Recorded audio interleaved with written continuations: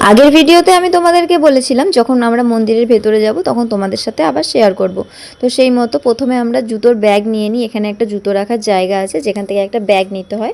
ওর মধ্যে নিজেদের জুতোগুলো খুলে ভরে দিলাম। মোজাটা প্রথমে আমি খুলিনি, ওর বাবা বলছে মোজাটাও খুলে দাও। তারপরে মোজাটাও খুলে ওই জুতোর মধ্যে ভরে দিলাম। আমরা সবাই জুতো খুলে ওই ব্যাগে রেখে দিলাম। বাবুর জুতোগুলোও খুলে রেখে দিলাম, যেহেতু ও এখন হাঁটা শিখে গেছে তাই ওরও জুতো খুলতে হবে।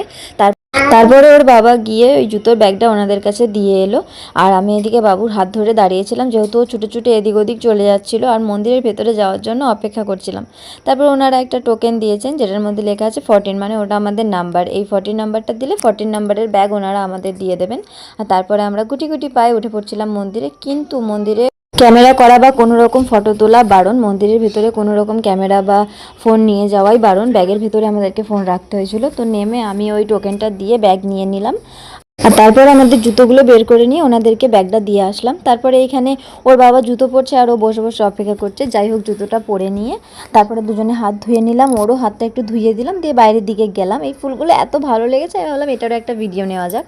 তো তারপরে মন্দির থেকে বেরিয়ে এসে জুতোটা পরে নিয়ে আমরা পাশে এসে একটু ভিডিও ফটো শ্যুট করছিলাম। আমার বাবু তো এখানে এসেও বন্ধু পেয়ে গেছে।